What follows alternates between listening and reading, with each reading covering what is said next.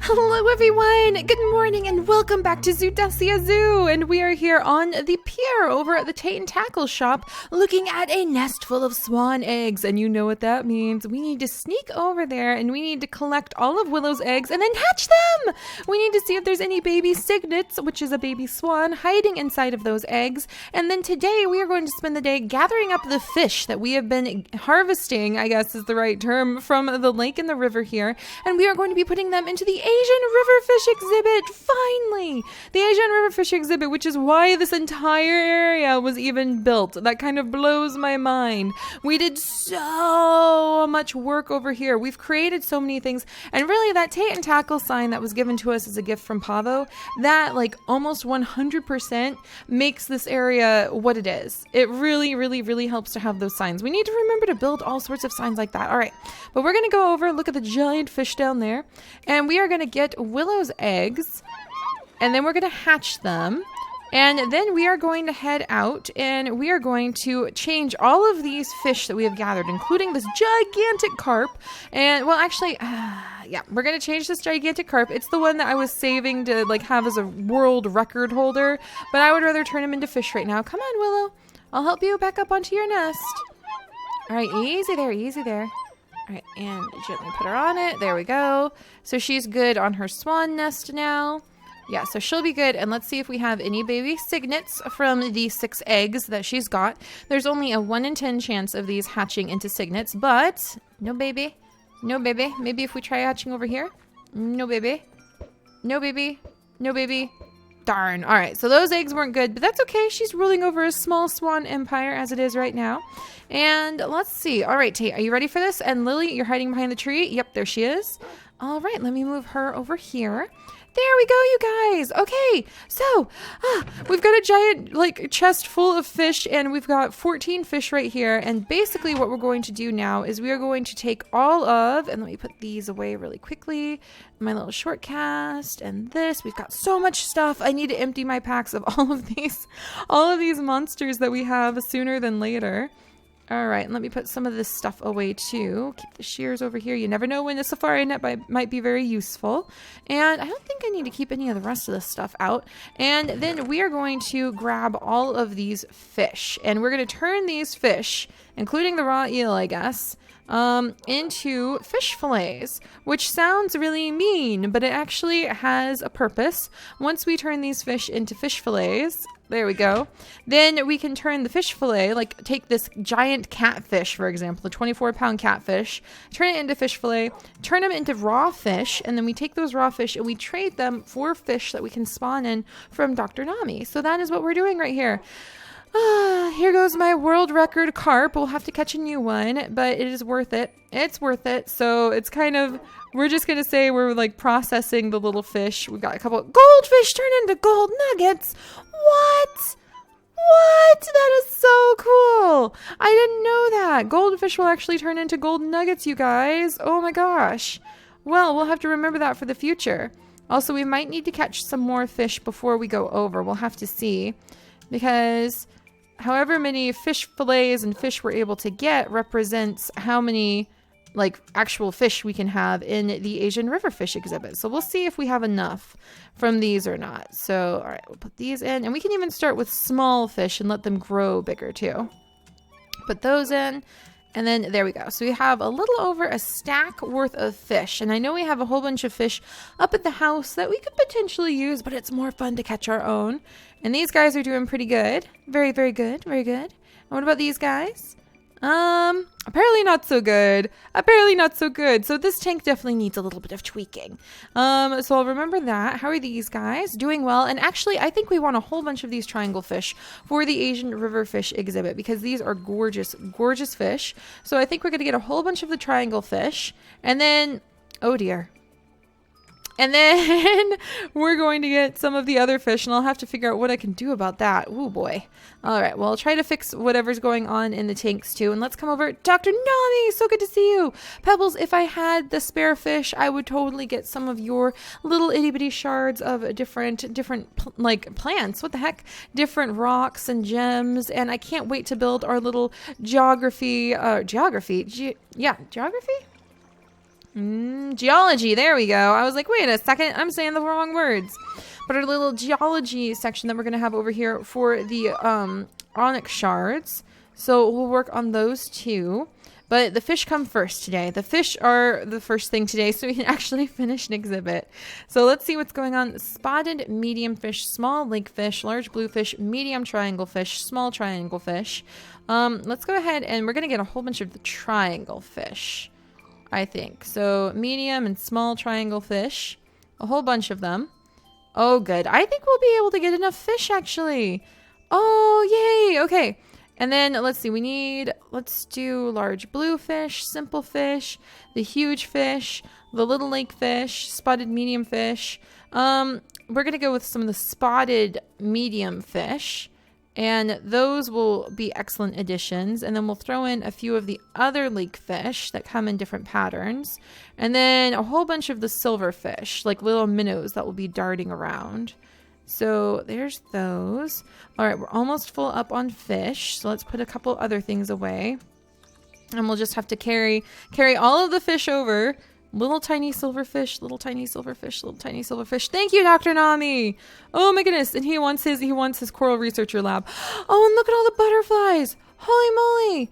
There's so many, like, just look at them. There's so many that come in here. Wow. Yeah, we're going to have to get a butterfly net soon. All right, so we've got a whole bunch of fish. A whole bunch of fish and little single-use safari nets. Oh my gosh, there's so many butterflies over here. I need a butterfly net. That'll be one of our soon-to-be projects, you two. All right, come on, Lily. Come on, Tate. And we're finally heading fish into the Asian river fish exhibit. This has been so long overdue. We'll be able to visit over at the bird aviaries while we're running over here, too. Did I leave cake down here? I did. I left a couple cake. All right, that's all right. We'll snack on it. Keep moving. Hello, everybody. How are you all doing? G, Fiona, Bendy, Irwin, Scarlett. Oh, gosh. And then we've got this little area where we can come over and actually trade some zookeeper experience points for any extra fruit we might have. That would be good for the birds. Oh my goodness, Tate, and you're looking at the beautiful peafowl statue. Oh gosh, and we have more trees that we're going to be adding in. We have more NPCs. The world is just growing. It's a good thing we have everyday and sometimes bonus episodes of zoo crafting, because otherwise we wouldn't have enough time to get everything done. I hardly feel like I have enough time to get things done now, but that just means that every day we know we've got more adventure coming. And we're going to start the dinosaur series. The side series is going to be coming soon. Oh my goodness. Oh, and look at our out of the blue orchid garden. Man, we built that because we needed to have blue dye to put up along the background of the wall. Oh, I remember that. Oh my gosh. Bear with us, you guys. Hummingbirds are a little noisy right now. All right, come on, hummingbirds. Oh, darn. I'll have to try to get that one out later. All right, hey, you guys. Are you trying to get out? Here, go back out. Go on. There we go. All right, hummingbirds are back where they belong. And we'll go past them. And then look at this. Oh my goodness. This is going to be awesome. All right, Tate, Lily, sit, stay. This is going to be fantastic. We're going to start connecting this up so that the fish can be swimming around in here and we will see them moving and grooving and be an awesome fish in our beautiful Asian river exhibit. This is fantastic. This has been a very long time in coming. This is the biggest aquarium we currently have, and I actually would love to go and catch some of the rays. We need to get some rays to put in here. So that'll be something we do soon too. And before we get the fish, I should probably, you know what, we'll have to wait till after we get the fish, but I need to come over and open this spot up because it's meant to be so that this connects with this little like a waterfall and this little river right here, and they all connect together. So that looks really cool. All right, Lily, Tate, you two stay there for a minute. I need to put a carpenter's door here to hide our entrance into this back area. And we're going to redo this back area even so that it will have like scuba gear and things like that. So it's safe for people to come in. But I should be able just to come on down and start adding little fish. Look at them go. Go, little silverfish, go. Oh, this is so fun. So we're just dropping fish in from the entrance over here. And we're finally filling up. Hi, little small triangle fish. Finally filling up the Asian river fish exhibit. So these guys will skedaddle. They'll start spreading around after a minute. They're just sort of disoriented, like, where the heck are we? All right, there you go, little one. And there you go. And, ooh, there's a big lake fish. Oh my gosh, he's much larger than I thought he would be. All right, keep going, keep going. Oh, I love these triangle fish. I wish we had like so many more colors of them. And I think we can, if we get the fishy spawn, we can get lots and lots of colors of the triangle fish. And I would love to get the carrot fish too. So we might be able to figure out how to add the carrot fish in at some point. Because Luca actually sent me a custom carrot fish skin. And I think I finally figured out how to make swimming NPCs so we can use it, which would be really cool. All right, off you go, spotted medium fish. Shoo, shoo, shoo. All right, watch out, little guys. Watch out. All right, move. All right, there we go.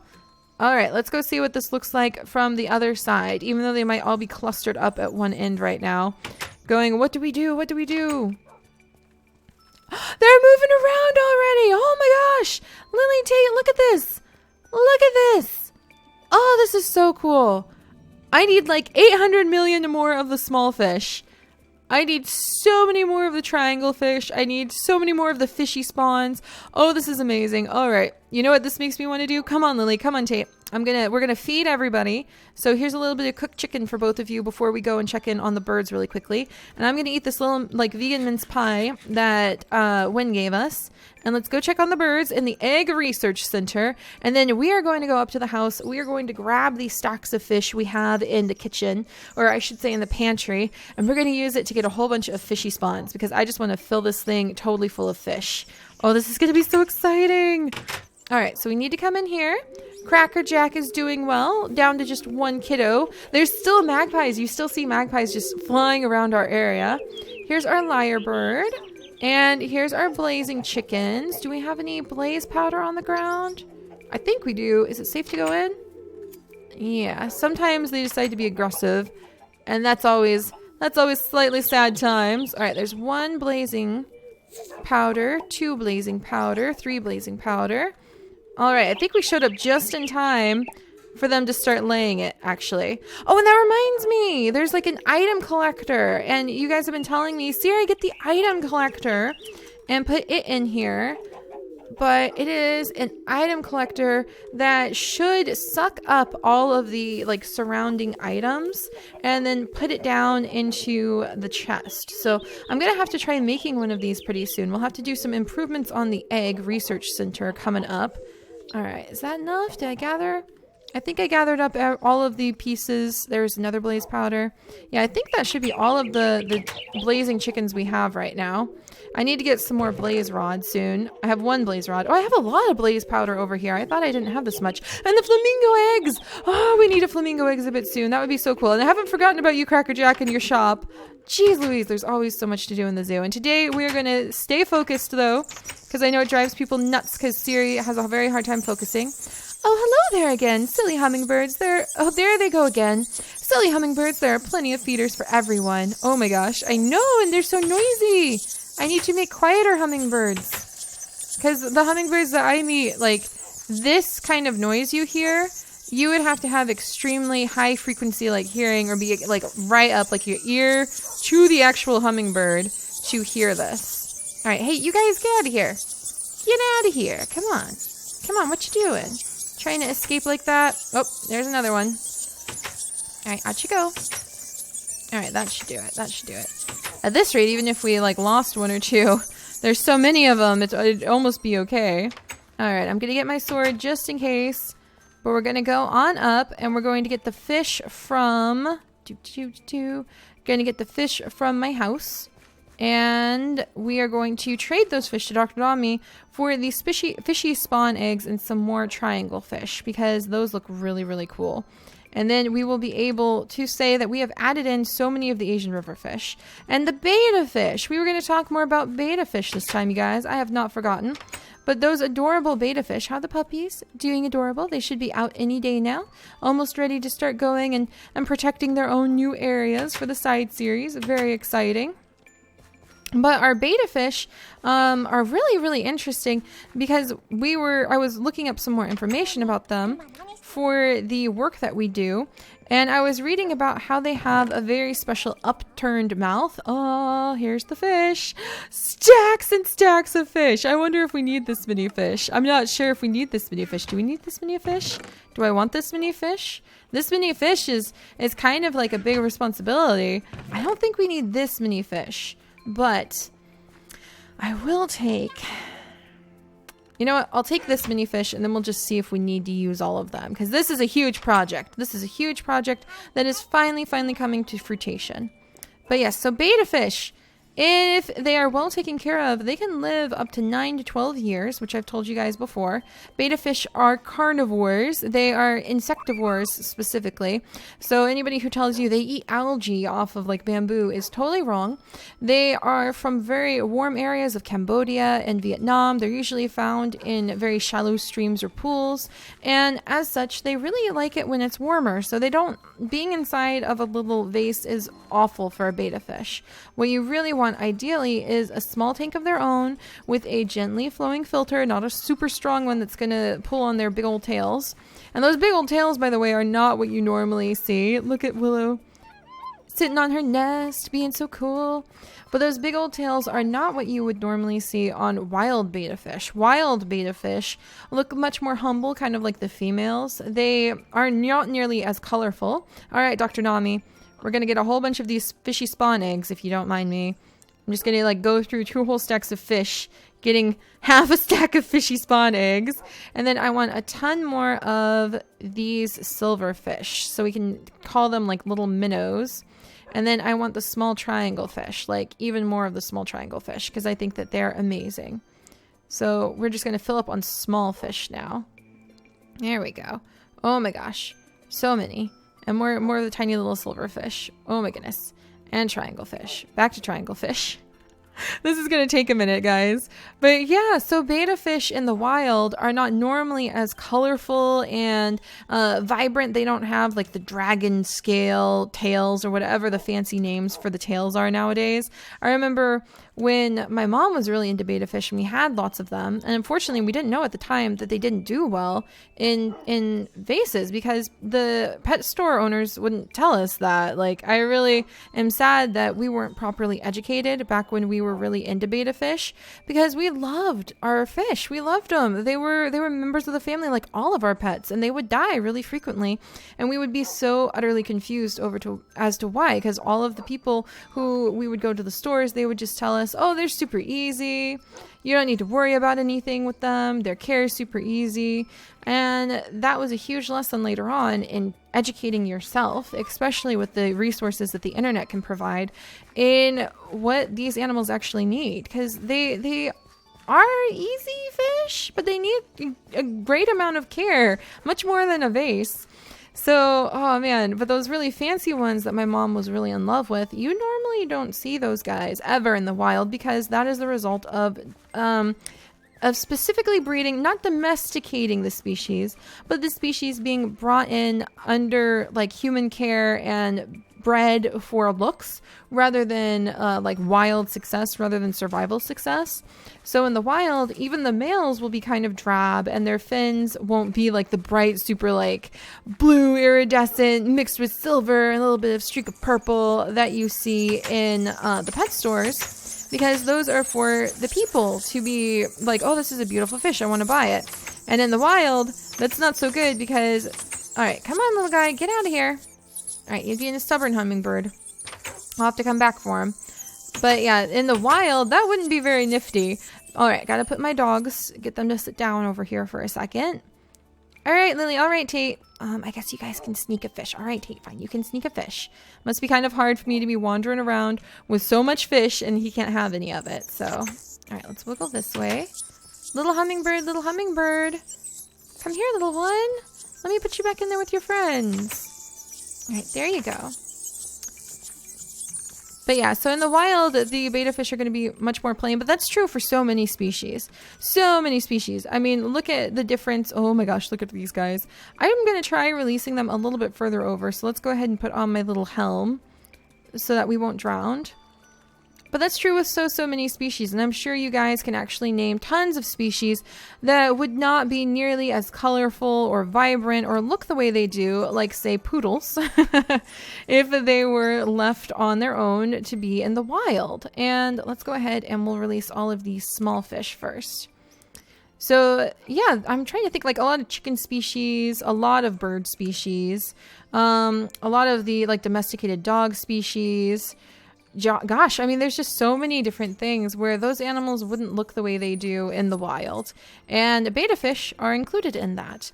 But also, what else should I tell you guys about betta fish? Because they're so cool. Well, the males are very territorial, and almost all of you guys know about that. And they're named betta fish after a fighting group that was around in, I think, the 1800s. And at one point, betta fish fighting was kind of like cricket fighting or rooster fighting, where people would kind of like pit the fish against each other and then see who the victor was going to be. And you can find that in pretty much any culture.